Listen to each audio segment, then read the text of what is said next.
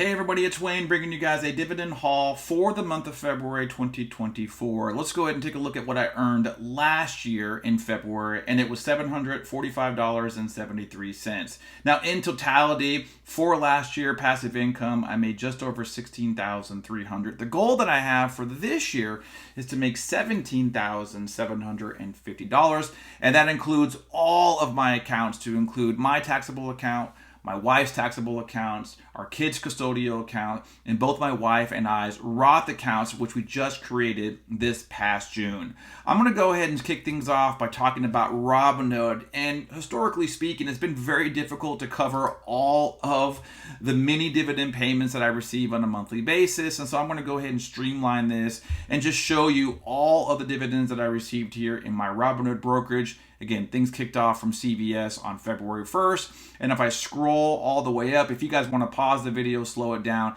you guys know, in the sense of full transparency, I always give you guys accurate information. I never want to embellish the dividends I receive or I don't receive.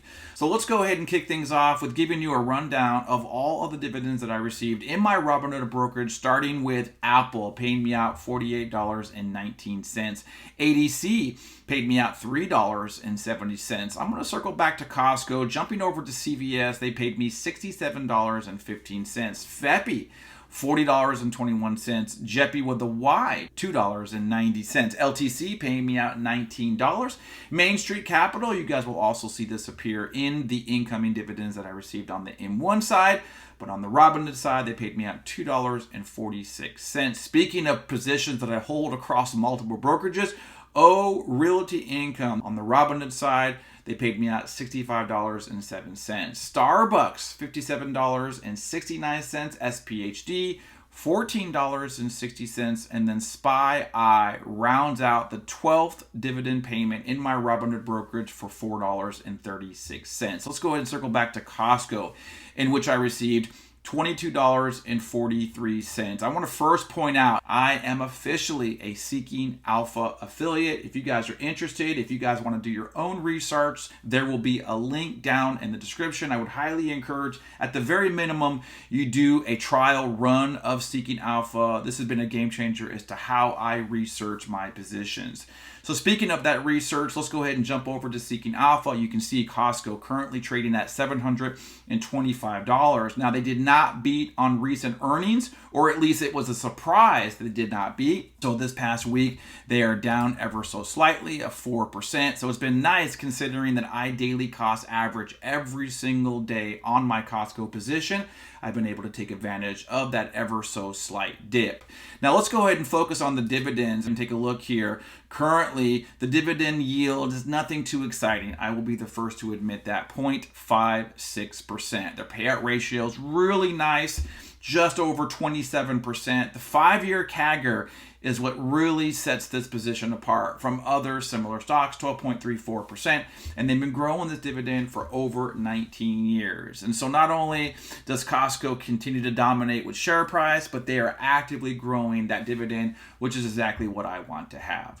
So there you have it. In total, I received 12 total dividend payments on the Robinhood side. Let's go ahead and give you a sum. Just on the Robinhood side, I earned $347.76. Okay, switching over to M1, giving you guys a look at all of the dividends that I received this past month, starting off with AbbVie. Now, you'll notice that AbbVie is completely grayed out. This indicates that I no longer hold this position. AbbVie was a tough decision for me to make, but ultimately, I wanted to have more exposure to an ETF than when it comes to individual stocks in this sector. So I sold out of AbbVie, took the profits, took all that money and dumped it into XLV, and I feel very confident that's going to be a good decision for me moving forward. But I was able to earn a last dividend payment of $36.95. ADC, this is also a position that I hold in my Robinhood, but on the M1 side, they paid me out $5.18. BST, a monthly pair,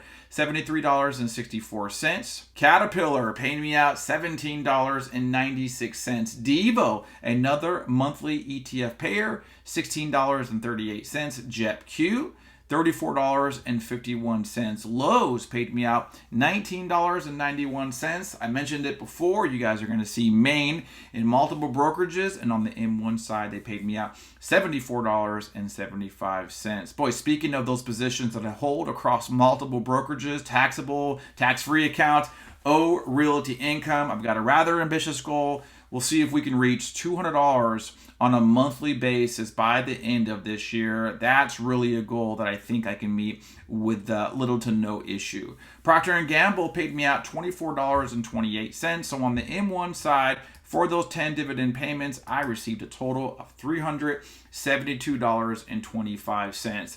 Let's go ahead and turn off the filter for the brokerage. And ultimately, I want to show you all of the different dividends that I received, not only on my taxable accounts, M1 and Robinhood. You'll see here in my wife's Roth account, she's also receiving some passive income. I'm also receiving some passive income on my Roth side. So there you have the total of $782.33. Let's go ahead and give you a breakdown. Again, over $370 in M1, $347 in Robinhood, $26 in my Roth, about $36 in my wife's Roth. Again, a total of $782.33. Now, this is the exciting thing. Even though I only beat February of the previous year by about $40, if we hover over all of the passive income that I received in February of 2023, I had a total of 30 dividend payments. That's 16 in M1, 13 in Robinhood,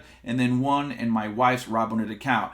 So I went from 30 payments to now 26 payments. And you might say, Wayne, why would you be more excited about receiving less dividend income, less payers? And that's because my goal this year is to reduce the total amount of positions. And so even though I've gone from 30 to 26, I still technically made more money than the previous year. So that to me is even more exciting than beating the previous year, is doing so with less positions. So year to date, I'm at $1,711.87. Monthly average, $855.94. I actually think that March of 2024 is going to be my best dividend month ever. Currently, that record goes out to December of last year, in which I made over $2,400.